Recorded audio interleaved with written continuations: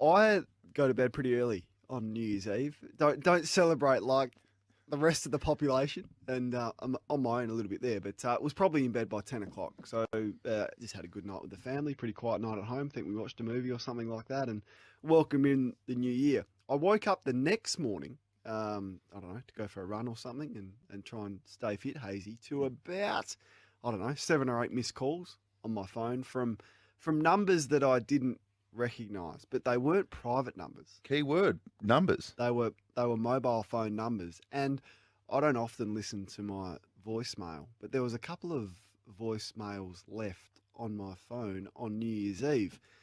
Here is one of them. Kane, mate, I've heard you're on the coast there fighting the fires. I'm part of the troop as well. I've heard feedback from some of the boys that you're not pulling weight. Your week has water, mate, and they need more water. That was.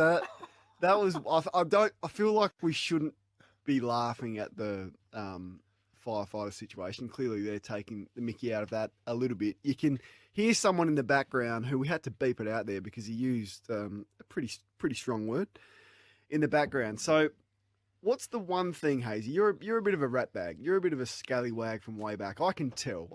You've done some things with your siblings and your friends back in the day. If you're going to make a prank call, what's the number one rule? Well, number one rule when you're calling your exes, you've always got to put. I'm just kidding. I used to do that.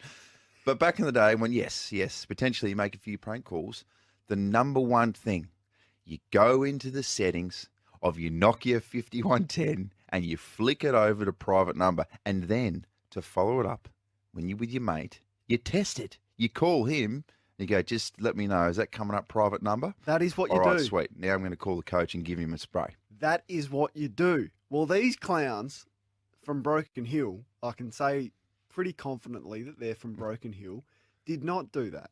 And they left their mobile number in full display. Now, most people would let it go, have a bit of a laugh about that voicemail and let it go. Not me, though.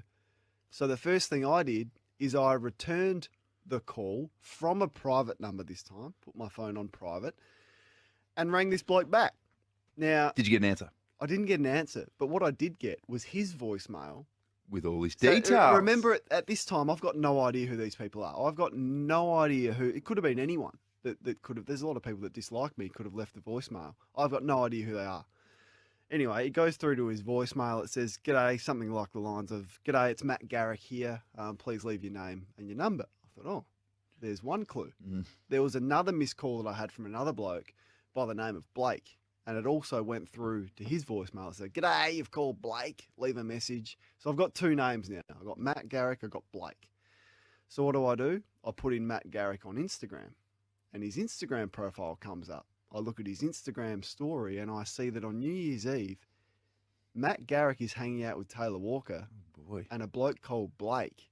And I'm starting to put the dots together, Hazy. What are you insinuating? I'm putting the dots together that Matt Garrick is, in fact, on further evidence, a very, very good mate of Taylor Walker.